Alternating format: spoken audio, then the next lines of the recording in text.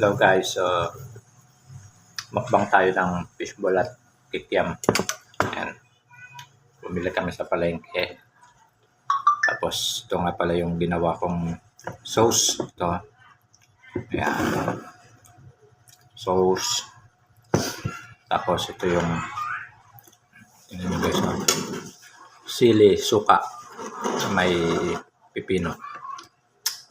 Masarap yung numpisa na nga pala namin. Sarap yung pagkadali ng sauce. Sino kayo nagluto?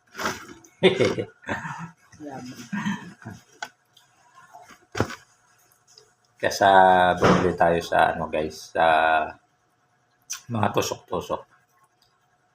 Gawa na lang kayo. Healthy pa kung kayo gagawa ng sauce.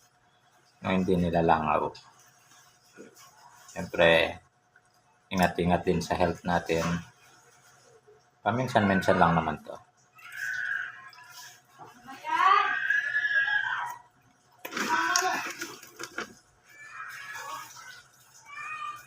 Buo yung paminta.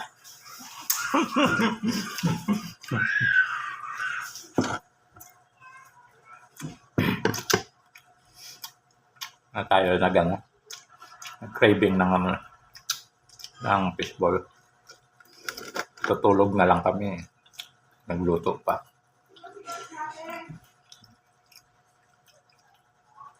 Pero mas gusto ko talaga yung sauce. Masarap. Yung hindi kasi ako mahilig sa suka. Kumain nyo sa akin. Ayaw magpagkita sa camera. Tikman mo pa. Para kasi napamisan mo kasi ito. Yan. Ito, napamisan mo. Lagyan mo kasi na May suka pa doon, di ba? Tingnan natin yung suka na may pipino. Tamis nga. Tamis ba? Mm. Malo yung sipan ko.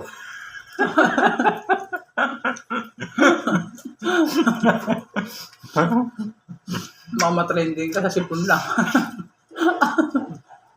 Kasi niluto ko guys is lang 3 cup na maliit na yung ganyan lang, 3 cup tubig. Tapos 3 sili rin na mahaba, yung kulay pula. Medyo manghang. Tapos nilagyan pa ng paminta. Pamintang durog. Tapos may pa. Sibuyas, syempre. Nagkukos din ng anghang yung sibuyas. Medyo lumalaban yung malaban yung anghang. Manamis-namis ng anghang.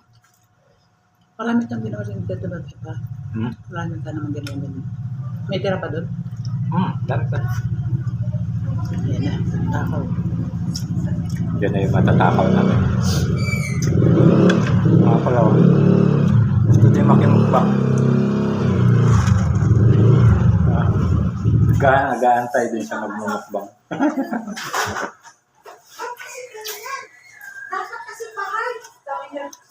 Sabi niya lang.